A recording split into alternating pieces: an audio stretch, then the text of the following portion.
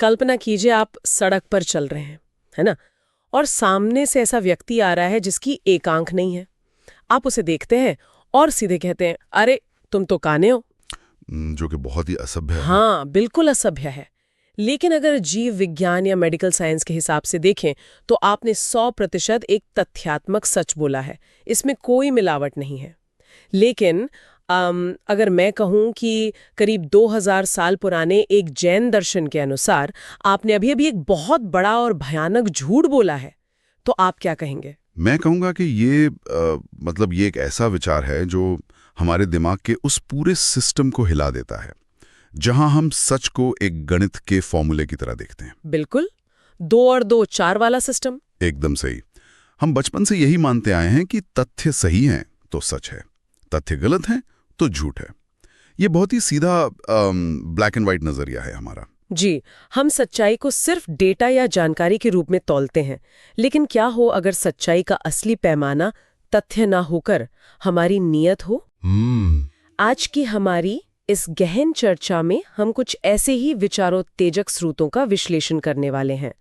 हमारे पास legacy of Tattvartha सूत्र, the Umaswami बाइसेंटेनियल celebration पुस्तक के कुछ बहुत ही महत्वपूर्ण अंश हैं। जी। और साथ ही निशंक वाणी यूट्यूब चैनल पर ब्रह्मचारी अनिल कुमार जैन जी द्वारा तत्वार्थ सूत्र के 7वें अध्याय के 14वें और 15वें सूत्र पर दिए गए प्रवचनों का गहरा विश्लेषण भी है, जो कि बहुत ही कमाल का विश्लेषण है। बिल्कुल। तो आज का हमारा मिशन यही समझना है कि इस प्राचीन ज्ञान के अनुसार असत्य यानी झूठ और चोरी का वास्तविक मनोविज्ञान क्या है। ये चर्चा हमारे उस बुनियादी ढांचे को चुनौती देने वाली है जिस पर हम अपने रोजमर्रा के व्यवहार को तौलते हैं।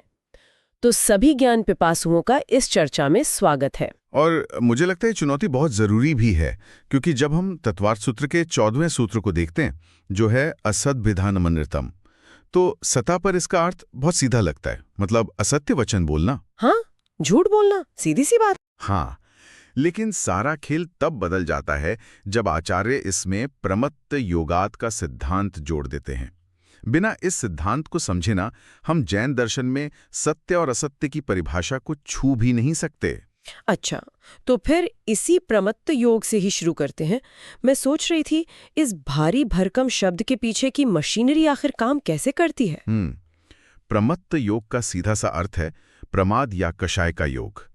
इसे हम आज की भाषा में क्रोध, मान, माया, लोभ या किसी भी प्रकार की दुर्भावना और लापरवाही कह सकते हैं। मतलब हमारी बुरी भावनाएं। जी, ये सिद्धांत कहता है कि आप जो बोल रहे हैं वो भले ही भौतिक रूप से या तथ्यात्मक रूप से बिल्कुल सटीक हो, लेकिन यदि उस बात को बोलने के पीछे आपका अभिप्राय, मतलब आपकी नीयत खोटी है, या आपके उन शब्दों से किसी दूसरे जीव को बेवजह पीड़ा पहुंच रही है, तो वो सत्य भी आध्यात्मिक और नैतिक रूप से असत्य ही माना जाएगा। रुकिए, मुझे यहाँ थोड़ी उलझन हो रही है। बताइए। अगर हम नियत और पीड़ा की बात कर रहे हैं, तो चलिए माता पिता का उदाहरण लेते हैं। जब एक माँ अपने बच्चे को किसी गलती पर बहुत जोर से डांटती है, तो उस पल में बच्चे को मानसिक पीड़ा तो होती ही है ना? बिल्कुल होती है। उसे बुरा लगता है। और दूसरी तरफ वो आदमी है जो एक अंधे व्यक्ति को अंधा कह रहा है, उससे भी पीड़ा हो रही है। तो पीड़ा का मैकेनिज्म तो दोनों जगह समान है। फिर ये दर्शन माँ की डांट को सही और उस तथ्यात्मक सच को असत्य क्यों मान रहा है? ये बहुत ही शानदार सवाल है, और यही वो जगह है जहां तथ्य और नियत का अंतर पूरी तरह स्पष्ट हो जाता है। देखिए, आप पीड़ा के प्रभाव को देख रही हैं, जबकि यह दर्शन उस पीड़ा के उद्गम यानी उसके सोर्स को देखता है। सोर्स को मतलब? जब माँ बच्चे को डांटती है तो उसके पीछे कोई प्रमत्त योग या कषाय नहीं है। उसका अभिप्राय बच्चे को नीचा दिखाना या उसे चोट पहुंचाना नहीं है, बल्कि उसका रक्षण और पोषण करना है। हाँ, वो तो उसकी भलाई चाहती है। बिल्कुल, वो एक सर्जन की तरह है जो बीमारी काटने के लिए चीरा लगाता है।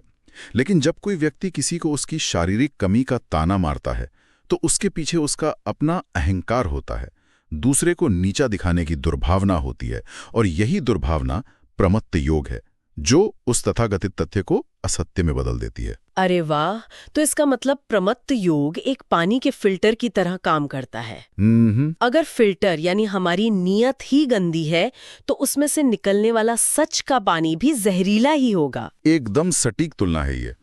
जैन दर्शन का मूल आधार ही अहिंसा है। सत्य, अचौर्य, ब्रह्मचर्य ये सभी व्रत केवल अहिंसा की रक्षा के लिए बनाए गए हैं। अगर आपके द्वारा बोले गए किसी सच से हिंसा हो रही है, किसी के आत्मसम्मान को ठेस पहुंच रही है, तो वो सत्य अपने होने का मूल कारण ही खो देता है। वो सच नहीं रहता फिर। नहीं, वो सिर्फ एक शाब्दिक हथियार बन जाता है। ये तो बहुत ही खतरनाक स्थिति है, क्योंकि आज के डिजिटल युग में, खासकर सोशल मीडिया पर, हम यही तो देख रहे हैं। लोग तथ्यों का इस्तेमाल दूसरों को मानसिक रूप से तोड़ने के लिए करते हैं। बिल्कुल। वे कहते हैं मैं तो बस फैक्ट्स बता रहा हूं, लेकिन असल नियत तो सामने वाले को तबाह करने की होती है। जी, जिसे आज हम कैंसल कल्चर या इंटरनेट ट्रोलिंग कहते हैं, वो प्राचीन दर्शन में असत्य का ही एक रूप है। स्रोत सामग्री में असत्य के मुख्य रूप से 4 प्रकार बताए गए हैं, जो हमारे दैनिक जीवन में बहुत गहराई से घुले मिले हैं। अच्छा, 4 प्रकार? हाँ, सबसे पहला और स्पष्ट रूप है जो दोष किसी में है ही नहीं, उसका आरोप लगाना, यानी मनगढ़ंत बातें बनाना। हाँ, ये तो सबसे आम झूठ है, जैसे बिना किसी सबूत के किसी के चरित्र पर कीचड़ उछाल देना। हाँ, लेकिन इसमें एक और सूक्ष्म स्तर भी है। स्रोत में केवली भगवान का उदाहरण दिया गया है। केवली भगवान? जी, केवली वो हैं जिन्हें पूर्ण ज्ञान प्राप्त हो चुका है और जो सांसारिक इच्छाओं से पूरी तरह मुक्त हैं। अब कोई अज्ञानी ये कहे कि केवली भगवान भी साधारण इंसानों की तरह आहार करते हैं या उन्हें भूख लगती है, तो ये भी असत्य है। मतलब उन पे इंसान होने का आरोप लगाना। हाँ, यह सिर्फ एक व्यक्ति की बदनामी नहीं है, बल्कि एक सर्वोच्च आदर्श को अपनी सीमित समझ के स्तर पर गिराने की कोशिश है। मैं समझ गई। तो मनगढ़ंत झूठ बोलना तो स्पष्ट रूप से गलत है, लेकिन मान लीजिए मैं कुछ गढ़ नहीं रही हूँ, मैं बस चुप हूँ। अगर मेरे पास किसी की मदद करने के लिए साधन है, लेकिन मैं ऐसा नाटक करूं जैसे मेरे पास कुछ है ही नहीं, मैं किसी को सक्रिय रूप से नुकसान नहीं पहुंचा रही, बस तथ्यों को छुपा रही हूं, क्या वो भी झूठ की श्रेणी में आएगा? 100%। यही असत्य का दूसरा रूप है। जो असलियत में मौजूद है उसे छुपाना या उसका इनकार करना। और इसके पीछे का मनोविज्ञान बहुत दिलचस्प है। हम सच छुपाते क्यों हैं? अक्सर अपने स्वार्थ, डर या लोभ के कारण। हाँ, डर तो बहुत बड़ा कारण है। यहाँ प्रवचन में एक बहुत ही रोचक कहानी का जिक्र है। एक बार सर्दी के दिनों में एक छोटे बच्चे ने चुपके से घर की मटकी से घी निकाल लिया। और शायद तभी कोई आ गया होगा। हाँ, अचानक उसकी माँ वहां आ गई। बच्चा घबरा गया और पकड़े जाने के डर से उसने वो घी अपनी जेब में रख लिया। अरे, अपनी जेब में? जी। माँ ने मटकी के पास बच्चे के हाथ के निशान देख लिए थे, लेकिन वो कुछ नहीं बोली। वो देखना चाहती थी कि बच्चा आगे करता क्या है। उधर बच्चा अपने खेल में लग गया और भूल ही गया कि उसकी जेब में घी है। शरीर की गर्मी और घी, मुझे लग रहा आगे क्या होने वाला है। हाँ, बिल्कुल सही सोच रही हैं। थोड़ी ही देर में शरीर की गर्मी से वो घी पिघलने लगा और जेब से बाहर रिसकर उसके कपड़ों पर फैलने लगा। लो, हो गया काम। माँ ने उसे पास बुलाया और कहा, अगर तुम्हें घी खाना ही था तो मुझसे मांग लेते। इस तरह छुपाकर आखिर मिला क्या? ये कहानी सिर्फ एक बच्चे की चोरी की नहीं है। ये इस बात का प्रतीक है कि आप सच्चाई को ढकने की कितनी भी कोशिश करें, वो पिघले हुए घी की तरह अपना रास्ता बना ही लेती है और आखिरकार आपको ही गंदा करती है। बिल्कुल। ये कहानी इस बात को बहुत खूबसूरती से स्थापित करती है कि सच को छुपाने के लिए जो मानसिक ऊर्जा खर्च करनी पड़ती है ना, वो हमारे ही भीतर एक तनाव पैदा करती है। खैर, तो हमने झूठे आरोप लगाना और सच को छुपाना, इन दोनों पहलुओं को समझ लिए। जी। लेकिन क्या ऐसा भी होता है कि हम चीजों को पूरी तरह से गलत नाम दे देते हैं? जैसे विज्ञापनों में होता है, एक साधारण सी चीज को कोई जादुई उत्पाद बताकर बेच दिया जाता है। विज्ञापन की दुनिया इसका एक बहुत स्थूल उदाहरण है। किसी वस्तु को उसके विपरीत नाम से बुलाना असत्य का तीसरा बहुत बड़ा प्रकार है, जैसे चांदी को रांगा बता देना। लेकिन स्रोत इस विपरीत वचन का एक ऐसा आध्यात्मिक उदाहरण देता है जो हमारी पूरी एग्जिस्टेंस, हमारे वजूद पर ही सवाल खड़ा कर देता है। अच्छा, ऐसा क्या है वो? ग्रंथ के अनुसार चेतन आत्मा को जड़ शरीर मान लेना भी एक बहुत बड़ा झूठ है। एक मिनट, इसे थोड़ा विस्तार से समझते हैं।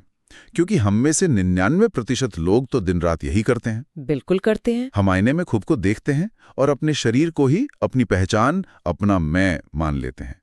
इसे झूठ की श्रेणी में क्यों रखा गया है? ये तो बस एक अज्ञानता है ना? ये सिर्फ अज्ञानता नहीं है, ये सभी कषायों और बुराइयों की जड़ है। जब आप ये मान लेते हैं कि ये विनाशी शरीर ही आप हैं, तो आप इस शरीर को बचाने, सजाने और इसका रुतबा बढ़ाने के लिए हर तरह के समझौते करते हैं। ये बात तो है। आपका सारा डर, सारा लालच इसी विपरीत मान्यता से पैदा होता है। आप एक अस्थायी चीज को स्थायी मान रहे हैं। ये ब्रह्मांड के सबसे बड़े सत्य के खिलाफ बोला गया झूठ है। और जब आप इस मूल स्तर पर झूठ में जी रहे हैं, तो आपके व्यवहार में असत्य तो अपने आप ही झलकेगा। बाप रे, ये नजरिया तो झूठ को एक साधारण सी सामाजिक बुराई से उठाकर एक बहुत गहरी दार्शनिक समस्या बना देता है। जब हम खुद को ही गलत पहचान रहे हैं, तो बाकी सब कुछ तो गलत होना ही है। एकदम सही। और इसी गलत पहचान और अहंकार से पैदा होता है असत्य का चौथा रूप, जिसकी हमने शुरुआत में बात की थी, पीड़ाकारी वचन। क्रोध और अहंकार में भरकर किसी को अपशब्द कहना, गालियां देना या धमकियां देना कि मैं तुम्हें बर्बाद कर दूंगा या मैं तुम्हें खा जाऊंगा। जब इंसान इन बुरी भावनाओं से भरा होता है, तो वो ये सोचता ही नहीं कि उसके शब्द सामने वाले के मन पर क्या घाव कर रहे हैं। बिल्कुल। लेकिन जब शब्दों का इतना गहरा और विनाशकारी प्रभाव हो सकता है, तो सवाल ये उठता है कि हमें अपनी वाणी का, अपने बोलने की क्षमता का उपयोग आखिर करना कैसे चाहिए। इसे समझने के लिए हमें जैन आगम के वचन वर्गणा सिद्धांत को समझना होगा। आगम कहता है कि हमारे पास बोलने के लिए जो शब्द हैं, जो ऊर्जा है, वो एक सीमित कोटे की तरह है, जैसे आपको महीने भर का पानी या राशन एक साथ मिल जाए। तो अगर मैंने वो सारा राशन शुरू के कुछ दिनों में ही फालतू की दावतों में उड़ा दिया, तो बाकी महीने मुझे भूखा रहना पड़ेगा। बिल्कुल। अगर हम अपनी ऊर्जा, अपने सीमित शब्दों को फालतू की बहसों में, निंदा करने में या असत्य बोलने में खर्च कर देंगे, तो जब सचमुच कुछ अर्थपूर्ण बोलने की जरूरत होगी ना, तब हमारे पास वो ऊर्जा ही नहीं बचेगी। ब्रह्मांड में शब्दों या भाषा वर्गणाओं की कोई कमी नहीं है, वे हर जगह मौजूद हैं। लेकिन फर्क इस बात से पड़ता है कि हम उन्हें किस नियत से ग्रहण करके बाहर छोड़ते हैं। क्या आप इसे किसी और आसान तरीके से समझा सकते हैं, थोड़ा विजुअल तरीके से? हाँ, स्रोत में इसके लिए बादलों और बारिश का बहुत सुंदर दृष्टांत दिया गया है। बारिश का पानी एक ही होता है, उसका अपना कोई अलग स्वाद नहीं होता। जी। लेकिन जब वही पानी गन्ने की जड़ में जाता है, तो वो मीठा रस बन जाता है। जब वो नीम की जड़ में जाता है, तो कड़वा हो जाता है। और जब वही पानी किसी सांप के मुंह में जाता है, तो वो जानलेवा जहर बन जाता है। वाह, क्या बात है! यानी शब्द वही बारिश का पानी है और हमारा मन, हमारी नीयत वो जड़ है। एकदम सही पकड़ा आपने। जब शब्द हमारी दुर्भावना या प्रमत्त योग के संपर्क में आते हैं, तो वे पीड़ाकारी बन जाते हैं। लेकिन अगर हमारा मन शांत और करुणा से भरा है, तो वही शब्द मरहम बन जाते हैं। यहाँ एक बहुत आम तर्क सामने आता है। कई लोग बड़े गर्व से कहते हैं, मैं तो कटु सत्य बोलता हूँ, मेरी बात कड़वी लगती है पर होती सच है। हाँ, बहुत लोग कहते हैं ऐसा। मुझे हमेशा से लगता है कि कटु सत्य के नाम पर लोग अक्सर अपने रूखेपन और दूसरों को नीचा दिखाने की आदत को सही ठहराने की कोशिश करते हैं। क्या सच का हमेशा कड़वा होना जरूरी है? यह हमारी सभ्यता के सबसे बड़े भ्रमों में से एक है। सत्य को कड़वा होना कतई जरूरी नहीं है। स्रोत में दी गई एक कहानी इस बात को हमेशा के लिए स्पष्ट कर देती है। अच्छा। एक राजा था जिसकी एक आंख किसी दुर्घटना या बीमारी में खराब हो गई थी। अच्छा। एक दिन उसने राज्य के सर्वश्रेष्ठ चित्रकारों को अपना एक चित्र बनाने का आदेश दिया। अब चित्रकारों के लिए तो ये जान जोखिम में डालने वाला काम हो गया। राजा को खुश करें या अपनी कला के प्रति ईमानदार रहें? यही तो धर्म संकट था उनके सामने। पहले चित्रकार ने सोचा कि चापलूसी ही सबसे सुरक्षित रास्ता है। उसने चित्र में राजा की दोनों आंखें बिल्कुल सही और सुंदर बना दी। अरे बाप रे! चित्र आकर्षक था, लेकिन वो सत्य नहीं था। ये तो अविद्यमान का कथन हो गया ना, यानी जो है ही नहीं उसे दिखा देना। बिल्कुल। अब दूसरे चित्रकार ने सोचा कि मैं कला और सत्य के प्रति ईमानदार रहूंगा, चाहे जो हो जाए। इसने राजा का चित्र वैसा ही बना दिया, एक खराब और भद्दी आंख के साथ। उसने कटु सत्य बोला और राजा को गुस्सा आया होगा। बहुत। चित्र तथ्यात्मक रूप से सत्य था, लेकिन राजा को देखकर बहुत पीड़ा हुई। वो अप्रिय सत्य था। तो तीसरे चित्रकार ने क्या किया? उसने इस चक्रव्यूह को कैसे तोड़ा? तीसरे चित्रकार ने अपनी कला और अपनी करुणा दोनों का उपयोग किया। उसने राजा का एक ऐसा चित्र बनाया जिसमें राजा जंगल में शिकार पर है, उसके हाथ में तीर कमान है, वो पूरी एकाग्रता के साथ निशाना साध रहा है। और निशाना साधने की वजह से उसकी वो खराब वाली आंख स्वाभाविक रूप से बंद है। अरे वाह, ये तो कमाल की सूझबूझ है ना? ये चित्र सत्य भी था, क्योंकि इसमें कुछ भी झूठा नहीं कढ़ा गया था। खराब आंख बंद होने के कारण दिख नहीं रही थी, और ये राजा के लिए अत्यंत प्रिय और सम्मानजनक भी था, क्योंकि वो एक वीर योद्धा के रूप में दिख रहा था। सच में इस कहानी ने तो सच बोलने के पूरे तरीके को ही बदल दिया।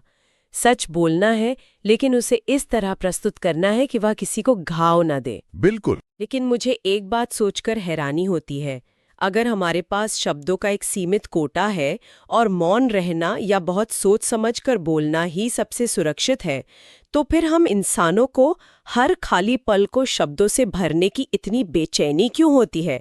हम शांति से क्यों नहीं बैठ सकते?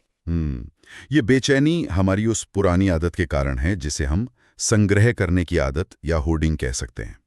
हम सिर्फ शब्दों को ही इकट्ठा करके बाहर नहीं फेंकते, हम विचारों और वस्तुओं को भी बेवजह पकड़ के रखते हैं। अच्छा। और यहीं से हमारी ये चर्चा असत्य से आगे बढ़कर दूसरे पाप की ओर जाती है, जिसे 15वें सूत्र में अदत्ता दानम स्तेयम यानी चोरी कहा गया है। असत्य से चोरी तक का ये सफर कैसे जुड़ता है? अदत्ता दानम स्तेयम का असल अर्थ क्या है? बिना दी हुई वस्तु को ग्रहण करना चोरी है। लेकिन फिर से शर्त वही है, प्रमत्त योगात। अगर किसी वस्तु को सुरक्षित रखने या सही व्यक्ति तक पहुंचाने के भाव से उठाया गया है तो वो चोरी नहीं है। ठीक है। लेकिन अगर मन में लालच आ गया कि ये मुझे मिल जाए तो वो चोरी है। संतों का मानसिक स्तर तो इतना ऊंचा होता है कि अगर उनके सामने भोजन की थाली परोस कर रख दी जाए तब भी वे उसे ग्रहण करने का भाव नहीं लाते जब तक कि उन्हें वो भोजन सम्मानपूर्वक अर्पित न किया जाए। और दूसरी तरफ हम संसारी प्राणी हैं, जिन्हें जो भी चीज दिख जाए, चाहे वो हमारी हो या न हो, हम उस पर अपना हक जमाना चाहते हैं। बिल्कुल। और हमारी आसक्ति सिर्फ दूसरों की चीजों तक सीमित नहीं है, ये हमारी खुद की पुरानी और बेकार हो चुकी चीजों तक भी फैली हुई है। हम पुरानी चीजों को छोड़ना ही नहीं चाहते। स्रोत में एक बड़ा ही सटीक उदाहरण दिया गया है। एक घर में भले ही नई नई गाड़ियां आ जाएं, लेकिन दादाजी की एक पुरानी खटारा साइकिल दशकों तक एक कोने में जंग खाती खड़ी रहती है। हाँ, बिल्कुल ऐसा ही होता है। और अगर कोई बच्चा कह दे कि इस कबाड़ को बाहर निकाल देते हैं, तो घर में महाभारत हो जाती है। हर घर में एक ऐसा कमरा या कोना होता है जहां सालों से इस्तेमाल ना हुआ सामान सिर्फ इसलिए रखा है क्योंकि हम उसे छोड़ने का मोह नहीं त्याग पा रहे। जी, और इसी मानसिकता को उजागर करने के लिए एक बहुत ही गहरी कहानी बताई गई है प्रवचन में। एक सेठ जी थे, उनके नगर में अचानक डाकुओं के हमले की खबर फैल गई। बाप रे! सेठ जी बहुत घबरा गए। उन्होंने अपने घर के सारे दरवाजे खोल दिए और खुद जाकर एक कचरे के बड़े से ढेर के नीचे छुप गए और ऊपर से एक टोकरी ओढ़ ली। अच्छा, ताकि किसी को शक ना हो। हाँ, डाकुओं ने जब घर के दरवाजे खुले देखे तो उन्हें लगा कि सेठ तो अपना कीमती सामान लेकर पहले ही भाग गया है। वे बिना कुछ लूटे ही वहां से चले गए। चलो, सेठ जी की जान तो बच गई, ये तो अच्छी बात है। जान तो बच गई। अगली सुबह जब लोगों ने देखा कि सब सुरक्षित हैं, तो उन्होंने सेठ जी को आवाज दी कि अब बाहर आ जाइए, खतरा टल गया है। फिर? लेकिन सेठ जी ने जो जवाब दिया वो हमारी मानसिकता का आईना है। सेठ जी ने कहा, नहीं, इस कचरे के ढेर और इस टोकरी ने मेरी जान बचाई है। अब मैं इसी के साथ रहूंगा, मैं इस कचरे को छोड़ नहीं सकता। अरे, ये तो बहुत ही बेतुकी बात है। जान बचने के बाद कोई कचरे के ढेर से क्यों चिपका रहेगा? यही तो समझने वाली बात है। बाहर से देखने पर यह बेतुका लगता है, लेकिन क्या हम अपने दिमाग के साथ यही नहीं कर रहे हैं? ये मेंटल डीक्लटरिंग से जुड़ा हुआ एक बहुत गहरा मनोवैज्ञानिक सत्य है। हम अपने मन के भीतर पुरानी कड़वी यादों, पुरानी दुश्मनी और नकारात्मक विचारों का पूरा एक कचरे का ढेर लगाकर बैठे हैं। बिल्कुल सही कह रहे हैं आप। कोई हमारे साथ 10 साल पहले बुरा बर्ताव कर गया था, हम आज भी उस कड़वाहट को टोकरी की तरह ओढ़ कर बैठे हैं। वाह, मैं अब इन दोनों बातों को जोड़ पा रही हूँ।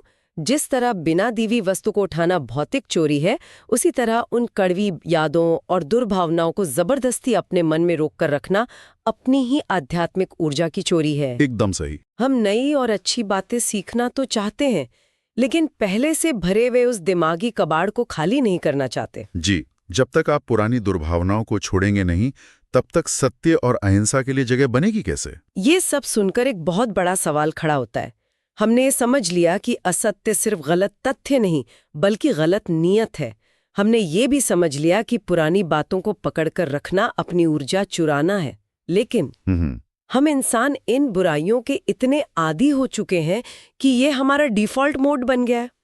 इस कचरे के ढेर से आजादी कैसे मिलेगी हमें? बदलाव की शुरुआत इस बात को स्वीकार करने से होती है कि कोई भी आचार्य, कोई भी ग्रंथ या धर्मगुरु आपके साथ जबरदस्ती नहीं कर सकता। वे आपके दिमाग में कोई चिप फिट नहीं कर सकते। हाँ, वो तो है। उनका काम केवल एक चेतावनी बोर्ड लगाना है। जैसे सड़क पर लिखा होता है आगे अंधा मोड़ है, या किसी बोतल पर लिखा होता है ये जहर है।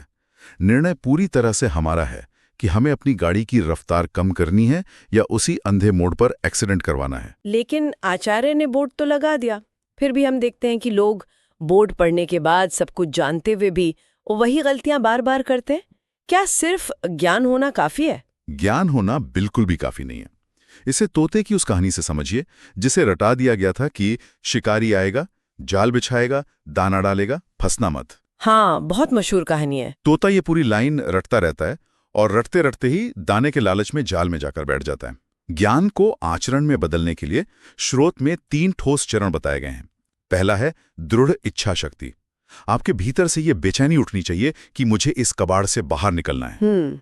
लेकिन सिर्फ इच्छा से तो काम नहीं चलेगा, है ना? उसके आगे क्या? दूसरा चरण है संकल्प। इच्छा को एक ठोस वादे में बदलना। और तीसरा सबसे महत्वपूर्ण चरण है निरंतर अभ्यास। इसके बिना बड़े से बड़े संकल्प कुछ ही दिनों में टूट जाते हैं। क्या स्रोत में किसी ऐसे वास्तविक व्यक्ति का उदाहरण है जिसने इस निरंतर अभ्यास को सच में अपने जीवन में उतारा हो? हाँ, बिल्कुल। आदरणीय गणेश प्रसाद जी वर्णी का बहुत ही प्रेरणादायक उदाहरण दिया गया है। वे प्रतिदिन अपनी एक डायरी लिखते थे जिसका नाम था मेरी जीवन गाथा। अच्छा। यह उनका रोज का सेल्फ ऑडिट था। दिन भर में वे जो भी करते थे उसका पूरा हिसाब उस डायरी में लिखते थे। अगर उन्होंने किसी पर गुस्सा किया, कोई झूठ बोला या मन में कोई बुरी भावना आई तो वे पूरी ईमानदारी से उसे कबूल करते हुए डायरी में लिखते थे और फिर अगले दिन उस गलती को न दोहराने का दृढ़ संकल्प लेते थे। ये तो अपनी ही कमजोरियों के सामने नंगा खड़े होने जैसा है। इसके लिए बहुत हिम्मत चाहिए। जी, और इसी हिम्मत और निरंतर अभ्यास के कारण उनका जीवन अत्यंत सरल, पारदर्शी और महान बन गया। बुराइयां हमारा मूल स्वभाव नहीं है। जैसे एक डाकू का बच्चा जन्म से डाकू नहीं होता, संगत और परिस्थितियों से वो ऐसा बनता है। वैसे ही असत्य, कषाय और चोरी हमारे असली स्वभाव पर चढ़ी हुई धूल है। वाह, आज की इस चर्चा ने सचमुच हमारे सोचने के तरीके को एक नई दिशा दी है। जी, हमने ये जाना कि सच को हमेशा कड़वा होने की जरूरत नहीं है। तीसरे चित्रकार की तरह हम भी सत्य को प्रिय रूप में प्रस्तुत कर सकते हैं। और सबसे बड़ी बात, हमें अपने मन के उस कमरे को साफ करना होगा जहां हमने सालों से पुरानी कड़वाहट का कबाड़ जमा कर रखा है। बिल्कुल। इस चर्चा को विराम देते हुए मैं आप सभी श्रोताओं के लिए एक विचार छोड़ना चाहती हूँ। जरा कल्पना कीजिए, अगर आज दिन भर में आपके द्वारा बोले गए हर एक शब्द का बिल आपके घर आता और आपको उसकी कीमत चुकानी पड़ती। और उससे भी बड़ी बात, अगर आपके हर शब्द के पीछे की असली नीयत, आपका असली अभिप्राय एक चमकते हुए रंग के रूप में आपके माथे पर सबको स्पष्ट दिखाई दे रहा होता, तो आज शाम तक आपके कर्मों का खाता कैसा दिखता? क्या हम अपने अच्छे वचनों और निर्मल नियत के बैंक में अमीर होते, या अपनी कड़वाहट के कारण हम कब के कंगाल हो चुके होते? आप इस विचार पर मनन करें और अपनी नियत के उस फिल्टर को हमेशा साफ रखने का प्रयास करें। इस गहन विचार विमर्श में हमारे साथ जुड़ने के लिए आपका बहुत बहुत धन्यवाद। मिलते हैं अगली बार कुछ और नए और चौंकाने वाले विचार